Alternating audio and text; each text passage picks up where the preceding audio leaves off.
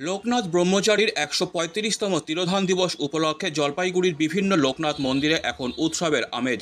শহরের টেম্পল স্ট্রিটের যোগমায়া কালীবাড়ির লোকনাথ মন্দিরেও চলছে শেষ মুহূর্তের প্রস্তুতি। সোমবার সকালে লোকনাথ বাবার মূর্তিকে ডাবের জল, গঙ্গা জল, মধু, দুধ, চন্দন দিয়ে শুদ্ধিকরণ করার দৃশ্য আমাদের ক্যামেরায় ধরা পড়ে। আগামীকাল মঙ্গলবার লোকনাথ বাবার তিরোধান দিবসকে কেন্দ্র করে জলপাইগুড়ির একাধিক মন্দিরে দিনভর চলবে পুজো অর্চনা, হোম যজ্ঞ এবং ভক্তদের জন্য প্রসাদ বিতরণ। শহরের প্রতিটি লোকনাথ মন্দির এখন আলো, রঙিন কাপড় ও ফুলে সজ্জিত। ১৩৫তম বর্ষ, আগামী দিন বাবার তিরোধান দিবস। ঠিক আছে, আজকে তাদের বাবাকে স্নান টান করিয়ে একদম ফ্রেশ করে দেওয়া হচ্ছে। ডাবের জল, চন্দন, দুধ এবং গঙ্গা জল দিয়ে বাবার অবগাহন করানো হলো। লোকনাথ বাবার প্রতি এই গভীর শ্রদ্ধা ও বিশ্বাস কেবল এই পূজা অর্চনায় সীমাবদ্ধ নয়, ছড়িয়ে পড়েছে শিল্পেও। শনিবার রাতে মাসকালাই বাড়ির এক মৃৎশিল্প কারখানায় দেখা গেল নবম শ্রেণীর ছাত্র সৌরদীপ দাসকে, যে নিজের হাতে গড়ছে লোকনাথ বাবার প্রতিমা। ফণীন্দ্রদেব বিদ্যালয়ের এই ছাত্র ছোটবেলা থেকেই মৃৎশিল্পে আগ্রহী।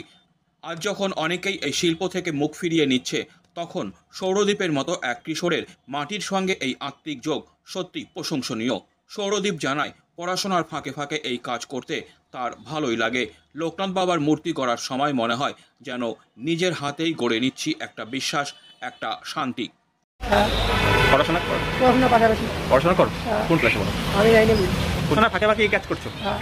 কি পারো করতে? মোটামুটি এই মাটি লাগানো, তারপরে রঙের কাজ, ফাটা জোড়ানো, এগুলো আর কি। আমার এটা মানে ছোটো থেকে ইন্টারেস্ট ছিল আর কি, আমাকে এই কাজটা করতে হবে। এখন সেটাই করছো? হ্যাঁ। শুধু সৌরদ্বীপ নয়, শহরের পালপাড়া ও আশেপাশের অঞ্চলে এখন প্রতিমা তৈরিতে ব্যস্ত সময় কাটাচ্ছেন বহু মৃৎশিল্পী। মঙ্গলবারের পুজোর আগেই শেষ করতে হবে সব কাজ। লোকনাথ ব্রহ্মচারী, যাকে অনেক ভক্ত ঈশ্বররূপে বিশ্বাস করেন, তার স্মরণে এই তিরোধান দিবস আজ শুধুই ধর্মীয় অনুষ্ঠান নয়, একটি সামাজিক সংহতির উপলক্ষ হয়ে উঠেছে। আর সেই উপলক্ষকে পূর্ণতায় পৌঁছে দিতে জলপাইগুড়ি প্রস্তুত হয়ে উঠছে শ্রদ্ধা, শিল্প আর সমবেত আবেগে।